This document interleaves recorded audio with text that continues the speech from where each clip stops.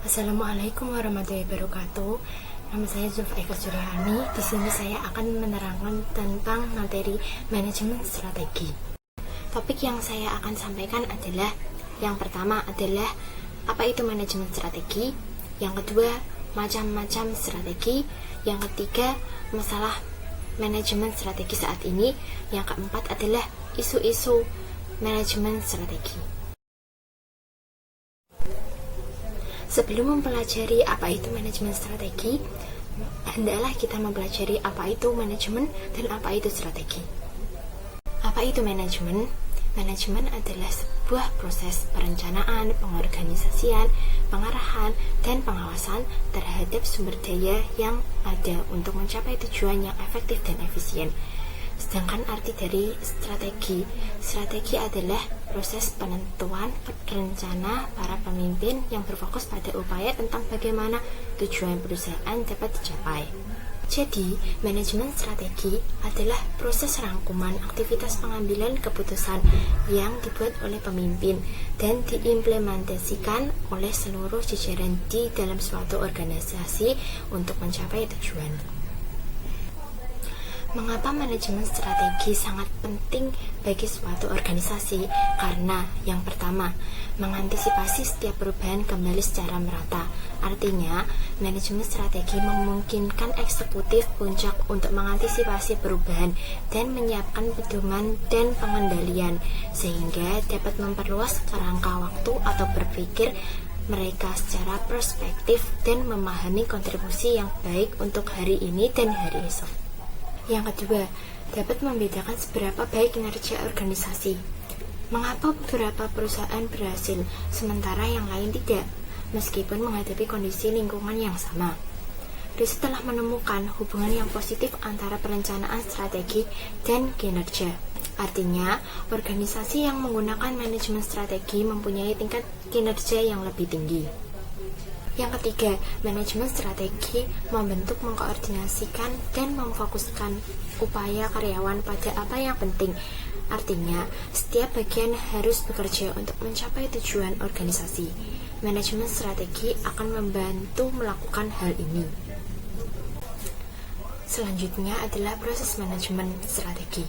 Yang pertama, identifikasi visi, misi, tujuan, dan strategi saat ini. Pengembangan visi dan misi organisasi perusahaan sangat penting untuk mewujudkan keinginan atau tujuan perusahaan di masa mendatang. Yang kedua adalah melaksanakan analisis eksternal. Dalam analisis eksternal, manajer harus memeriksa lingkungan khusus dan umum untuk melihat tren serta perubahan. Setelah menganalisis lingkungan, manajer harus menunjukkan peluang apa yang dapat dieksploitasi perusahaan dan ancaman yang harus diatasi atau diredam.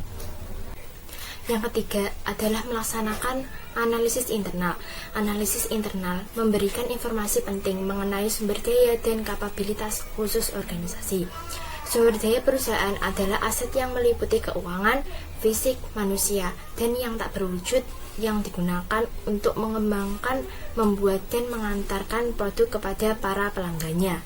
Analisis eksternal dan internal disebut analisis SWOT.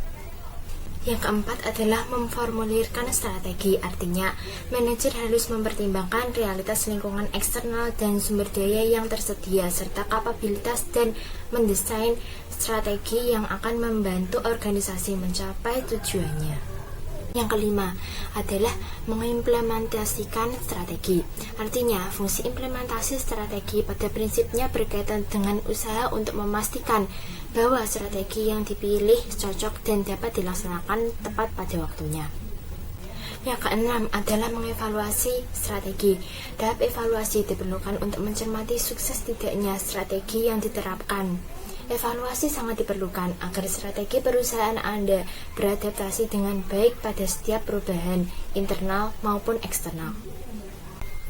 Selanjutnya adalah analisis SWOT. Analisis SWOT adalah metode analisis perencanaan strategis yang digunakan untuk memonitor dan mengevaluasi lingkungan perusahaan, baik lingkungan eksternal dan internal, untuk suatu tujuan bisnis tertentu. Yang termasuk dalam analisis SWOT adalah yang pertama, Kekuatan. Kekuatan adalah semua aktivitas yang dilakukan dengan baik oleh organisasi atau sumber daya unik yang dimiliki perusahaan. Yang kedua adalah kelemahan. Adalah aktivitas yang tidak dapat dijalankan dengan baik oleh organisasi atau perusahaan. Yang ketiga, peluang. Peluang adalah tren positif di lingkungan eksternal. Yang keempat adalah ancaman, adalah tren negatif. Macam-macam strategi ada dua, yaitu yang pertama strategi korporat dan yang kedua adalah strategi kompetitif.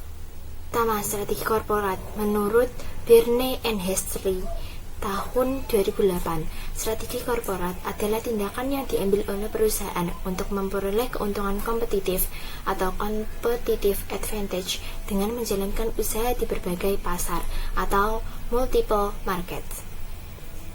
Macam-macam strategi korporat. Yang pertama, strategi pertumbuhan. Dengan adanya strategi pertumbuhan, organisasi meluaskan jumlah pasar yang dilayani atau produk yang ditawarkan, baik melalui bisnis yang sudah ada saat ini atau bisnis yang baru. Yang kedua adalah strategi stabilitas.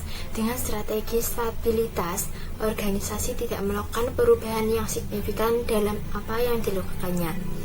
Yang ketiga adalah strategi pembaruan, pengurangan biaya dan pemutarbalikan, memperlihatkan kelemahan organisasi yang menyebabkan penurunan kinerja. Selanjutnya adalah matriks BGC. Dengan menggunakan matriks BGC sebagai cara untuk menganalisis portofolio bisnis perusahaan dengan melihat pangsa pasar perusahaan dan tingkat pertumbuhan industri yang diantisipasi. Yang kedua adalah strategi kompetitif. Penggambaran tentang peran keunggulan kompetitif. Keunggulan kompetitif organisasi adalah apa yang membedakan organisasi, keunggulan uniknya. Keunggulan kompetitif perusahaan merupakan dasar untuk memilih bisnis yang tepat atau strategi kompetitif. 5 model kekuatan kompetitif Porter adalah ancaman pendatang baru, ancaman produk pengganti, daya tawar pembeli, daya tawar pemasok, dan rivalitas saat ini atau pesaing. 3 strategi kompetitif Porter. Kepemilikan biaya, artinya bersaing atas dasar memiliki biaya terendah dalam industri. Yang kedua adalah diferensiasi, artinya bersaing atas dasar memiliki produk yang unik yang dimiliki secara luas oleh pelanggan. Yang ketiga adalah fokus, artinya bersaing dalam segmen yang sempit, baik dengan keunggulan biaya maupun keunggulan diferensiasi.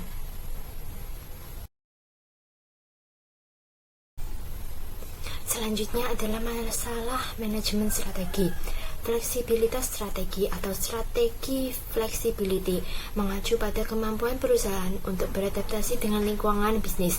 Ketika lingkungan bisnis berubah, akan memunculkan peluang, ketidakpastian, dan risiko.